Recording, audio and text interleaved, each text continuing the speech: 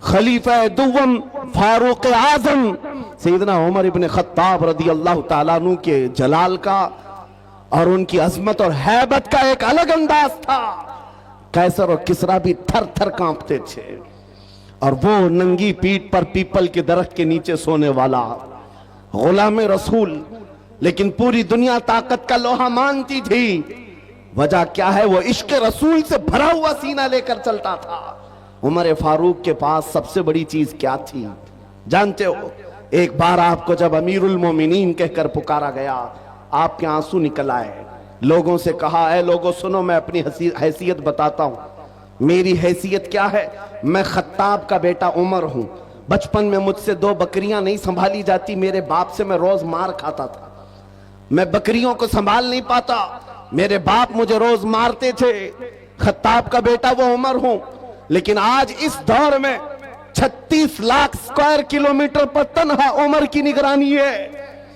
मिस्र भी, फिलिस्तीन भी, इराक भी, शाम भी, यमन भी, अरब का ये हिजाज और नज्द का इलाका पूरा एक उमर इब्न खत्ताब की निगरानी में चल रहा था। जो इस दौर के तकरीबन 36 लाख स्क्वायर किलोमीटर की बात होती है, तन्हा निगरानी चल रही है। लेकिन उस उमर इब्न खत्ताब ने ये नहीं कहा, ये मैंने अपने ताकत के बलबोते तुम पर हुक्मरानी कायम की है, मैं अपने अदल के बलबोते तुम पर इस हुक्मरानी का तख्त बिछाया है। नहीं, लोगों से कहा, क्या है लोगों, ये जो आज मुझे हैसियत मिली है इसलिए नहीं कि खत्ताब का बेटा उमर हूं, इसलिए कि मोहम्मद अरबी का गुलाम उमर हूं।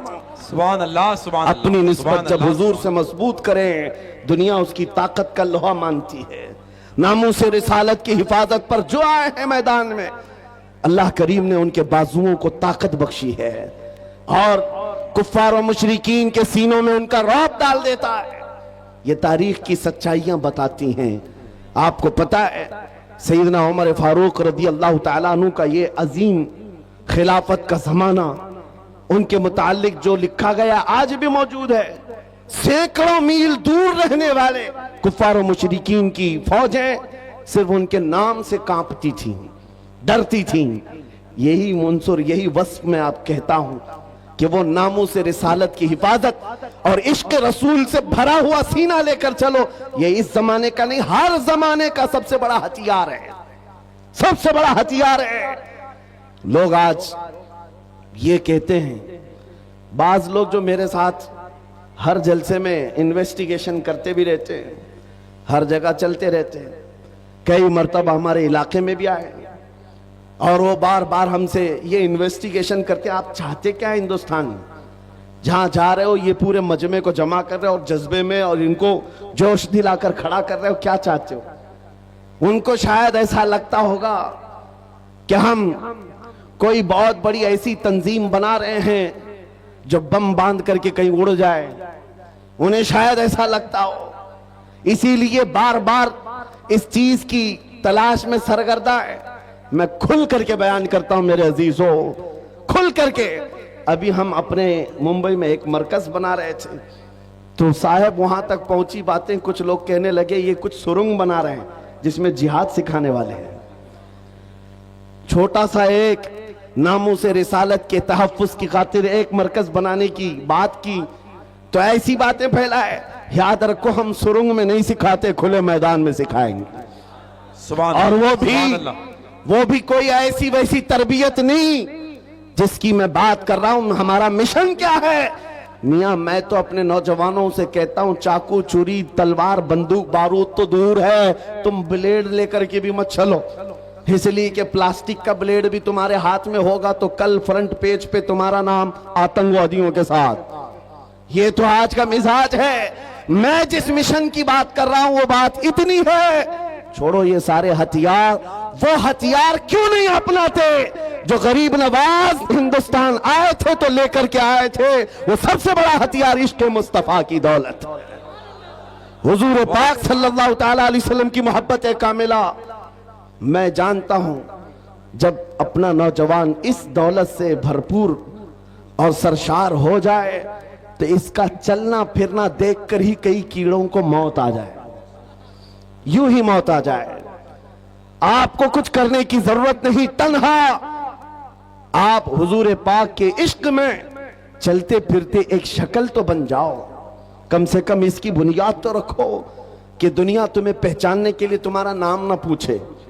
کبھی کنفیوژن اتنا بڑھ جاتا ہے کہ تمہارے نام سے نہیں پتا چلتا تم کون سے دین کے ہو، تو دنیا پھر تمہارے باپ کا نام پوچھتی ہے، باپ کے نام پر بھی کنفیوژن آ جاتا ہے تو دادا کا نام پوچھتی ہے، پتہ نہیں چل رہا کون سے دھرم سے تعلق رکھتا ہے، اس کا نام راجہ ہے، باپ کا نام ببلو ہے، دادا کا نام ٹینو مینو ہے، کہیں سے کچھ سمجھ میں نہیں آتا۔ میرے عزیزو، ایسی نوبت کیوں آئے؟ آپ کا نام، آپ کے باپ دادا کا نام پوچھ کر کے دنیا یقین کرے۔ میں کہتا ہوں حضور پاک کی محبت میں اپنے آپ کو اتنا سرشار کر لو، کسی گلی سے گزر جائے دنیا دیکھ کر کے کہے مدینے کی گلی کا غلام نظر آتا ہے، تاجدار مدینہ کا غلام نظر آتا ہے۔ اللہ اکبر، یا رسول اللہ، زندہ آباد زندہ آباد۔ اللہ، اور یہ ناموس رسالت کی حفاظت یہ اللہ رب العزت کی شان ہے، وہ خود اپنے حبیب کی عزت کی حفاظت کرتا ہے۔ آپ کو پتا ہے قرآن پاک میں ایک دو نہیں کئی آیتیں جب جب کفار نے حضور کی طرف انگلی اٹھائی تھی تو جواب پہلے رب العالمین کا تھا۔ ابو لہب نے کہا تھا محمد تمہارے دونوں ہاتھ ٹوٹ جائیں، نعوذ باللہ من ذالک۔ رب تعالیٰ نے جواب میں آیت نازل فرمائی تبت یدا ابی لہب، محمد صلی اللہ علیہ وسلم کے نہیں، ابو لہب کے دونوں ہاتھ برباد ہو جائیں۔ قرآن میں آیت ہے، یہ نبی پاک کی ناموس کی حفاظت نہیں ہے تو اور کیا ہے؟ یہ دفاع ہے، ڈیفنس ہے جو خود رب ذوالجلال فرما رہا ہے۔ ابو لہب نے کہا تھا جب میرے آقا صلی اللہ علیہ وسلم کے بیٹے حضرت ابراہیم کا انتقال ہو گیا، حضور کے 3 بیٹے تھے، تیسرے بیٹے کا جب انتقال ہوا تو یہ بات پھیلائی گئی کہ محمد صلی اللہ تعالیٰ علیہ وسلم کی نسل ختم ہو گئی، بیٹوں سے نسل چلتی ہے، یہ تیسرا بیٹا بھی چلا گیا۔ نبی کریم صلی اللہ تعالیٰ علیہ وسلم غمگین ہوئے، رب تبارک و تعالیٰ نے پوری سورہ نازل فرمائی اِنَّا أَعْطَيْنَاكَ الْكَوْثَرَ فَصَلِّ لِرَبِّكَ وَانْحَرْ إِنَّ شَانِئَكَ هُوَ الْأَبْتَرُ۔ اے محبوب، ہم نے آپ کو خیر کثیر عطا فرمایا، کھڑے ہوں اپنے رب کی عبادت کریں، قربانی کریں۔ آپ کٹی ہوئی نسل کے نہیں، آپ کا دشمن کٹی ہوئی نسل کا ہے، یہ رب کا فرمان ہے۔ اپنے نبی کے عزت کے دفاع میں اللہ رب العزت نے یہ فرمایا آج ڈھونڈ کر کے نکالو ابو لہب کا بچہ کہاں ہے، اس کی اولاد کہاں ہے، نہیں پاؤ گے، لیکن جس وادی میں بھی جاؤ میرے نبی کے خاندان کو ضرور پاؤ گے، سادات کی خوشبوئیں ہر جگہ نظر آئیں گی۔ اللہ کریم نے اپنے نبی کی عزت کی حفاظت کا کیسا دفاع کیا ہے۔ ایک مرتبہ آیتیں اترنا رک گئی تھی، جو وہی آتی تھی چند دنوں تک وہی نہیں آئی۔ مکہ کے کافروں نے یہ کہنا شروع کیا وَدَّعَ رَبُّ مُحَمَّدٍ مُحَمَّدًا، محمد کے خدا نے محمد کو چھوڑ دیا ہے، یعنی اب آیتیں نہیں آتی ہیں، اس کا مذاق کرنے لگے۔ نبی کریم صلی اللہ تعالیٰ علیہ وسلم کے دل پر یہ بات گراں گزری، چند ہی دن نہیں گزرے تھے کہ جبرائیل امین پوری سورہ لے کر آئے، وَالضُّحَىٰ واللیل وما سجا ما ودعک ربک وما قلا۔ اے محبوب، آپ کو آپ کے رب نے نہ چھوڑا ہے نہ کم کیا ہے، وَلَلْآخِرَةُ خَيْرٌ لَكَ مِنَ الْأُولَى، بلکہ آپ کی ہر آنے والی گھڑی پچھلی گھڑی سے کئی درجے بہتر ہے۔ سبحان اللہ سبحان اللہ۔ میرے عزیزو، یہ سب آیتیں میں وہ آپ کے سامنے کوٹ کر کے بتا رہا ہوں جس میں رب ذوالجلال نے شان رسالت بیان کیا، اپنے نبی کی طرف اٹھنے والی انگلیوں کو رب تبارک و تعالیٰ نے توڑ دیا۔ جواب ارشاد فرمایا آج اگر ناموس رسالت کی حفاظت یا اس کا دفاع کوئی کرتا ہے تو یہ سنت الہیہ ہے، یہ اللہ رب العزت کے قانون اور اس کی سنت ہے۔ آج اس سنت پر عمل کرتے ہوئے جو اکابرین امت آئے ان کی مثالیں میں آپ کے سامنے رکھتا ہوں۔ لوگوں ایک بات یاد رکھو، حالات جتنے بھی خراب ہو جائیں اپنے نبی کی عزت کی حفاظت وہ جس سے چاہے لے لے، جس سے چاہے لے لے۔ یہ ضروری نہیں کہ وہ زمانے کا بہت بڑا متقی پرہیزگار ہو، یہ ضروری نہیں ہے کہ وہ بہت بڑا فقیہ اور عالم دین ہو۔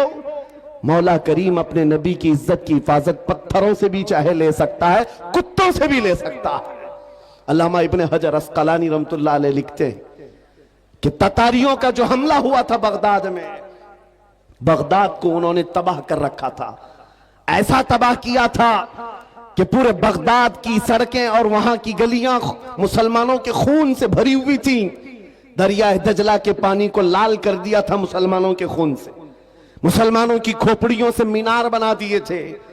इतने कत्ल जिसका शुमार नहीं होता। जखीरा जो मुसलमानों का था, बड़ी बड़ी किताबों में उसको जलाकर राख कर दिया था। एक वक्त ऐसा आया कि ततारियों का जो हाकिम था, उसने कुछ उलमा को कैद करके, गिरफ्तार करके अपने दरबार में मंगवाया जो मुसलमान बच्चे कच्चे थे। उन उलमा को बेड़ियां बांध करके जमीन पर औंधा लिटाया गया। आप पूछते हैं ना इन हालात में हमें क्या करना चाहिए। सुनिए मेरे अजीजों, हालात तो ऐसे हो गए थे बगदाद में कोई उनका पुरसाने हाल नहीं। आज लोग ये भी कह रहे हैं कि गज्जा के मुसलमानों का कोई पुरसाने हाल नहीं। क्या होगा, क्या होगा? तवज्जो, उन उलमा को कैद करके, बेड़ियां बांध करके, जंजीरों में बादशाह अपने दरबार में औंधा लिटाया है। और इतने ही पर बस नहीं, एक जर खरीद ईसाई पादरी दरबार में लाया गया है। उसको नजराना सिर्फ इस बात का दिया जा रहा है कि वो रसूलुल्लाह की शान में गालियां दे, हुजूर की शान में गालियां दे, इन मुसलमानों के दिलों को जलाए। हर जमाने में दुनिया ये जानती है मुसलमान कत्ल से उतना डरता नहीं है जितना रसूल पाक की इज्जत पर कोई उंगली उठाता है तो उसे तकलीफ होती है। और है ये हकीकत है।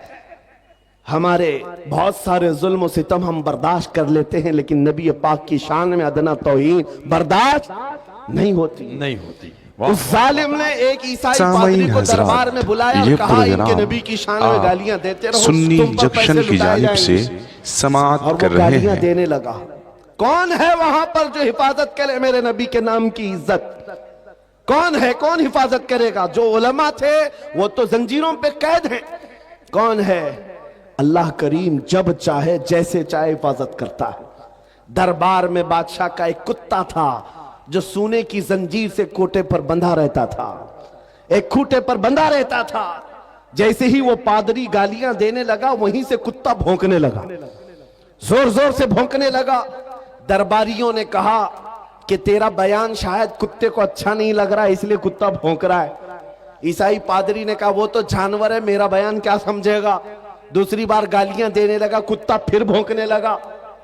फिर लोगों ने कहा तेरे बयान पर ही कुत्ता भौंक रहा है।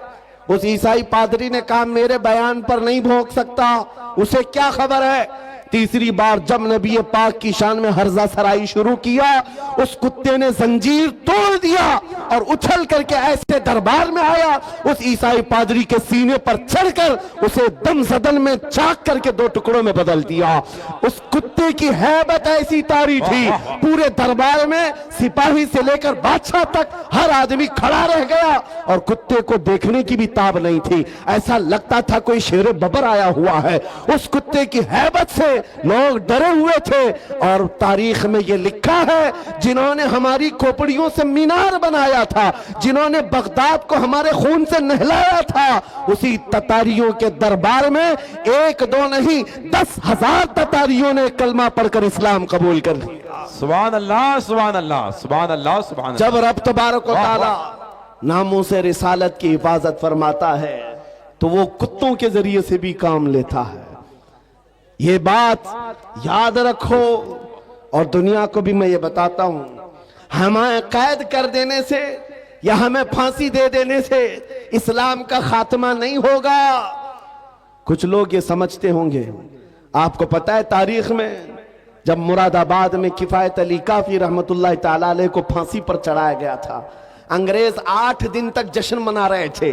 एक ऐसे मौलवी को हमने फांसी पर चढ़ाया है जिसकी जुबान चलती थी तो हजारों लोग उसे सुनते थे और पूरे लोगों में उसका एक रौब था। हमने उस मौलवी को खत्म कर दिया। मुसलमानों में एक खौफ पैदा हो जाएगा, डर पैदा हो जाएगा।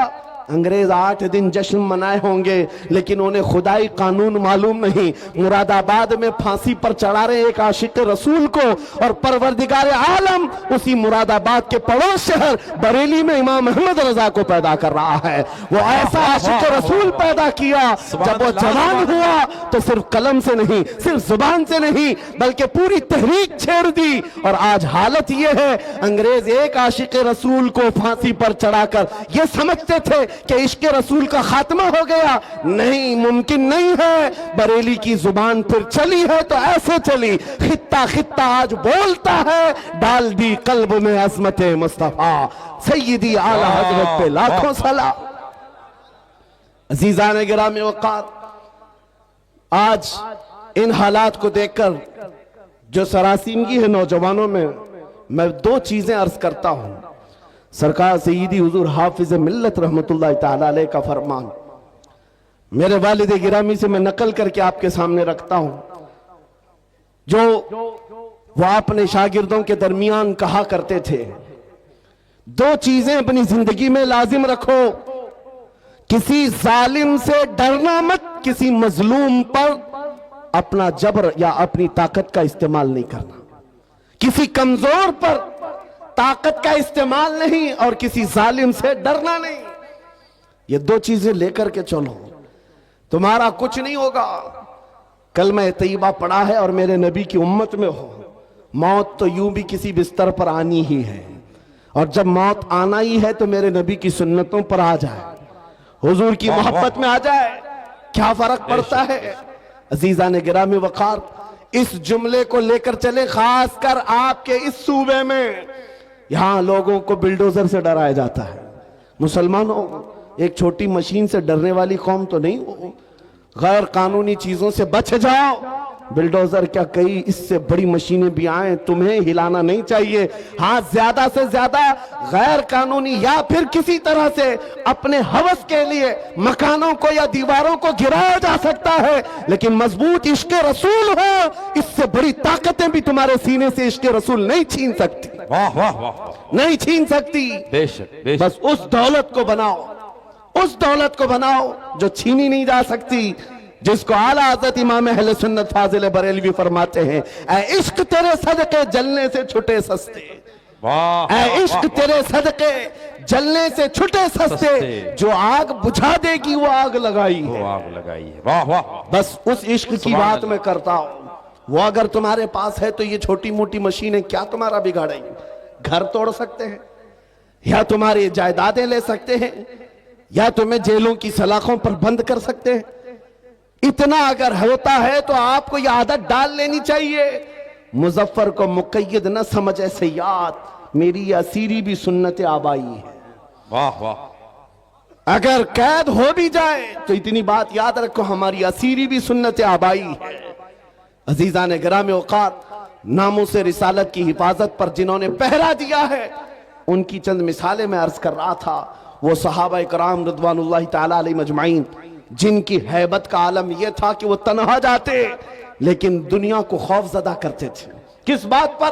ارے پیوند لگے کپڑے پہن کر جا رہے ہیں, پیروں میں چپل نہیں ہے, ہاتھوں میں ایسی تلواریں جس سے سبزیاں نہیں کٹتی, لیکن اس کے باوجود ہزاروں کی فوج میں ان کا رعب تھا.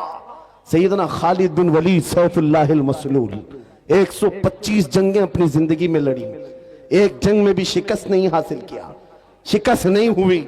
ان کی ایک تلوار کا وزن 35 کلو کا تھا, اور ڈھال 40 کلو کی. یہ لے کر لڑتے تھے, اور جس میدان میں اترتے تھے صفوں کی صفیں درہم برہم. کون نہیں جانتا